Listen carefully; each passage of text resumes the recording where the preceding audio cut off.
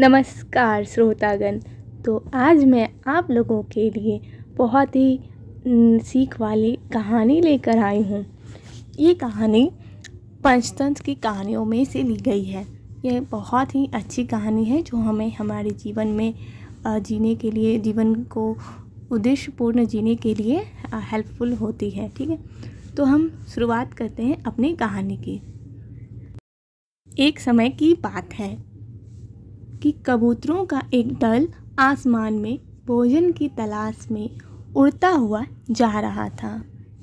गलती से वह दल रास्ता भटककर ऐसे प्रदेश के ऊपर से गुजरा जहां भयंकर अकाल पड़ा था।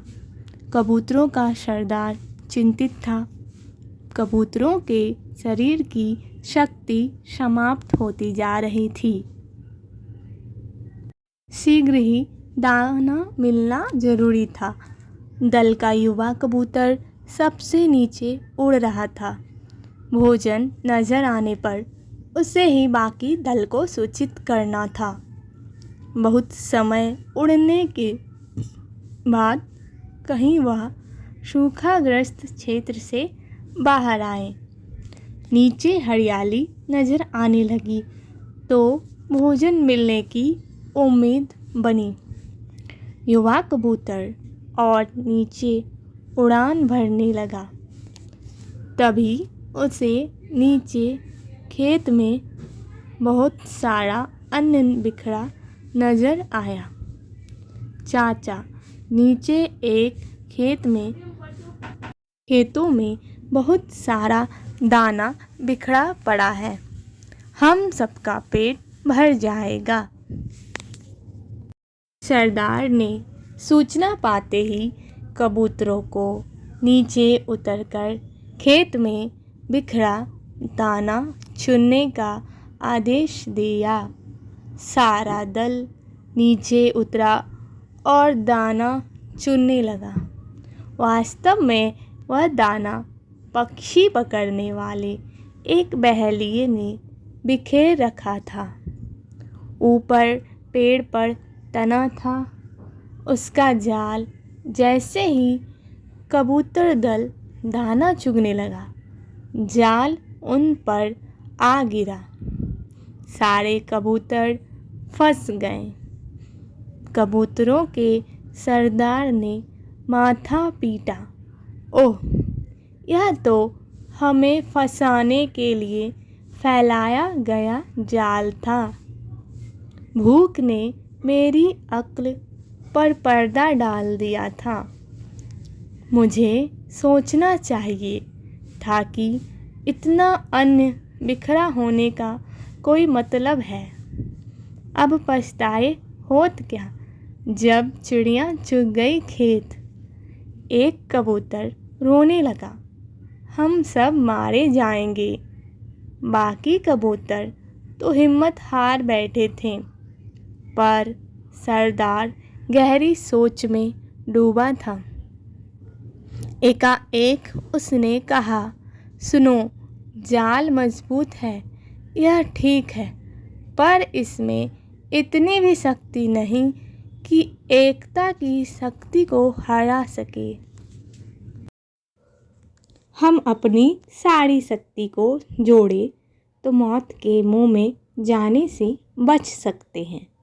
युवा कबूतर फड़फड़ाया, चाचा, साफ साफ बताओ, तुम क्या कहना चाहते हो? जाल ने हमें तोड़ रखा है, शक्ति कैसे जोड़ेंगे? सरदार बोला, तुम सब चोंच से जाल को पकड़ो, फिर जब मैं फुर्र कहूँ तो एक साथ जोर लगाकर उड़ना। सबने ऐसा ही किया।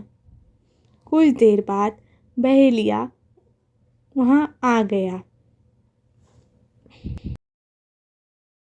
जाल में कबूतर को फंसा देख उसकी आंखें चमकी।